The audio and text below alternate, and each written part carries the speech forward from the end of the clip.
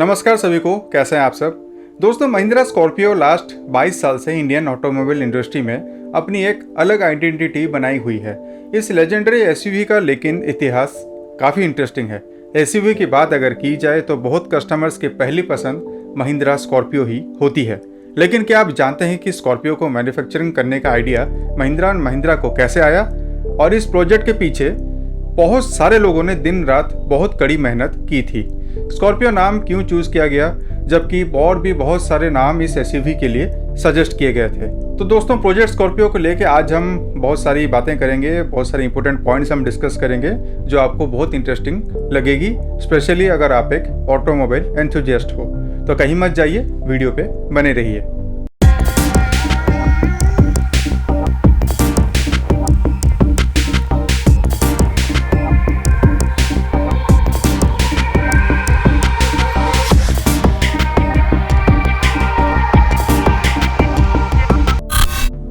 तो दोस्तों, पहली और इम्पोर्टेंट पॉइंट ये है कि प्रोजेक्ट स्कॉर्पियो अगर फेल हो जाती तो फिर कंपनी को उस वक्त करीब 500 से 600 करोड़ का लॉस उठाना पड़ता। बात बस इतने तक नहीं थी। स्कॉर्पियो के फेल होने का मतलब था कंपनी के बहुत सारे एम्प्लॉयज़ की कैरियर भी दांव पे लग जाती। इस प्रोजेक्ट को लेके आनंद महिंद्रा भी काफ़ी चिंतित थे, क्योंकि उनका भी रेपुटेशन ऑटोमोबाइल इंडस्ट्री में गिर जाता। तो बात है 1997 की, जब नॉन कमर्शियल मार्केट में महिंद्रा बोलेरो की एंट्री हुई। हम सबको पता है कि बोलेरो आज की डेट में महिंद्रा की एक सक्सेसफुल एमयूवी या फिर मल्टी यूटिलिटी व्हीकल है। लेकिन उस वक्त कंपनी के लिए ज़रूरी था बोलेरो से कुछ ज़्यादा मार्केट में ऑफर करना, जिससे उनकी सेल और उनकी कंपनी की रेस्पेक्ट बढ़े। तो माइंड में कुछ इमेजिनेशंस लिए कंपनी के टॉप ऑफिशियल्स ने एक टीम बनाई और इसका नाम दिया गया IDAM, यानी इंटीग्रेटेड डिज़ाइन एंड मैन्युफैक्चरिंग।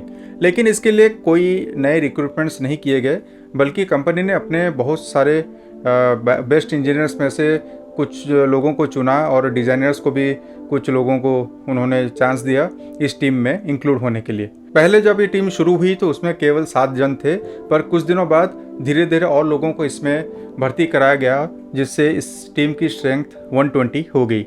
दोस्तों, IDM टीम में basically design and development engineers, testing and validation, marketing, manufacturing, supplier development के बैकग्राउंड के लोगों को इंक्लूड कराया गया। इस टीम को फर्दर डिवाइड कराया गया 19 क्रॉस फंक्शनल टीम्स में, जिन सब की रिस्पॉन्सिबिलिटी थी कि क्विक डिसीजन मेकिंग करना और प्रोडक्ट डेवलपमेंट का स्टेप बाय स्टेप प्रोसेस को एंश्योर करना।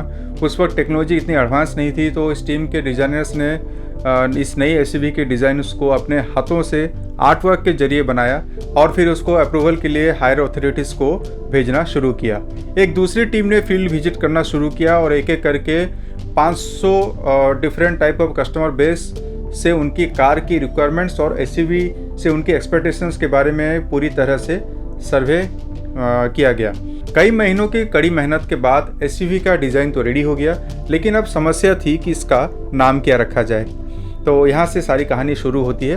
काफ़ी लोगों ने बहुत सारे नाम सजेस्ट किए, जैसे कि warrior, टेरानियर, Starmer, stallion, fusion, sting वगैरह वगैरह। इन सब नाम को बहुत सारे क्वालिटेटिव और क्वांटिटेटिव रिसर्च के लिए फिर से इंडिया के कोने कोने से गिने चुने कस्टमर्स के पास फीडबैक के लिए भेजा गया।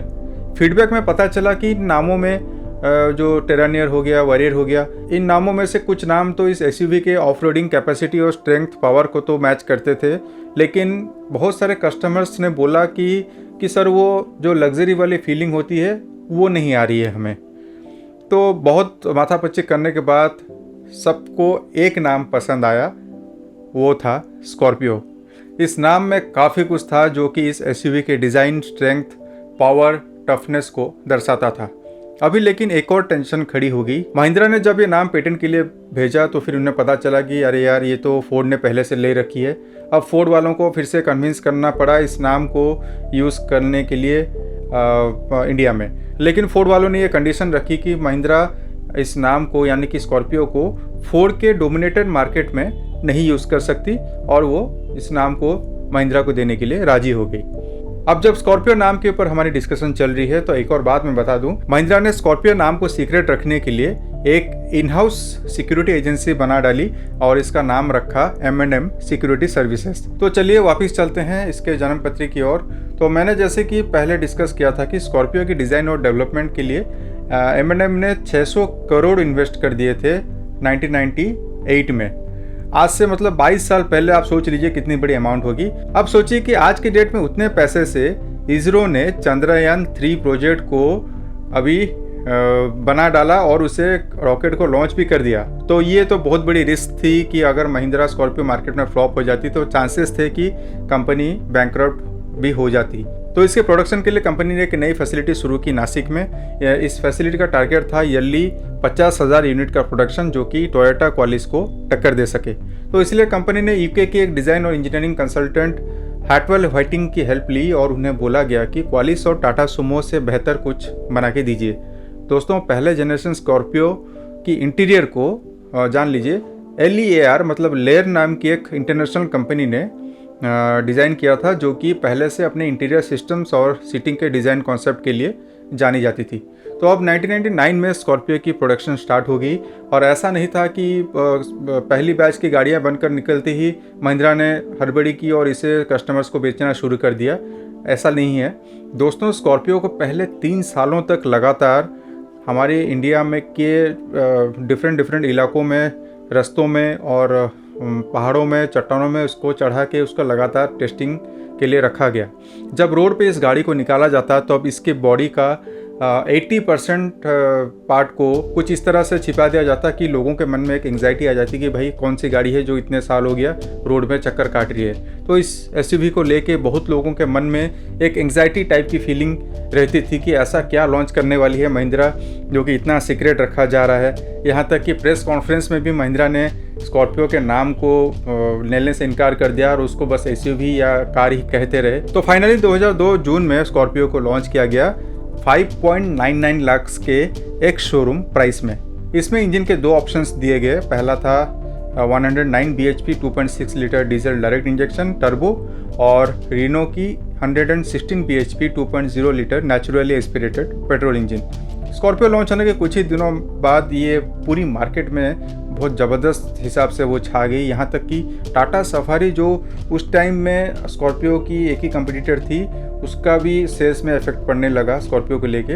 लेकिन जैसे कि स्कॉर्पियो एक नई ही गाड़ी थी, उस मार्केट में कुछ ही दिन हुए थे उसको उतरे हुए, तो लोगों को कुछ तो कस्टमर्स को कुछ चीज़ें जो है मतलब पसंद नहीं आई गाड़ी की, जो अगले कुछ सालों में उसमें बदलाव किए गए।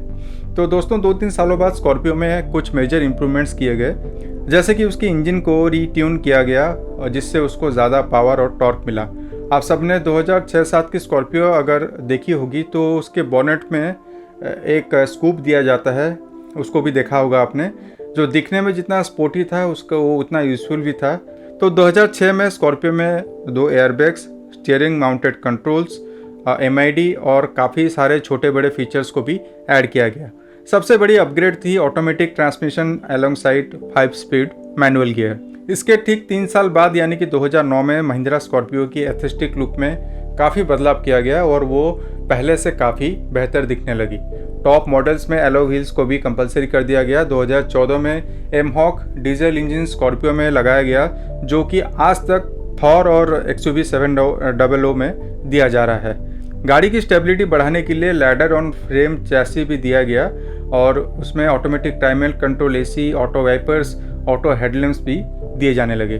तो दोस्तों 2017 में स्कॉर्पियो की लास्ट बड़ी अपग्रेड कराई गई थी, जिसमें एमहॉक इंजन को फिर से एक बार रिट्यून करा के उसमें 140 bhp की पावर निकाली गई और 6th गियर भी दिया गया उसमें, जिससे कि वो हाईवे में अच्छा परफॉर्म कर सके।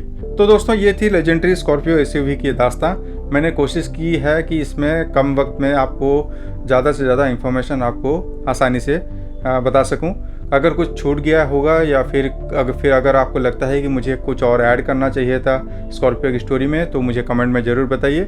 आखिर हम सब यहाँ एक ही नॉलेज शेयरिंग प्लेटफॉर्म में हैं। लेकिन वीडियो अगर अच्छी लगी हो तो चैनल को सब्सक्राइब जरूर कर लीजिए और लगा कि मैंने आपको कुछ आज अच्छा बताया है, कुछ जानने लायक चीज़ें आपको बताई है, तो वीडियो को लाइक ज़रूर कर दीजिए।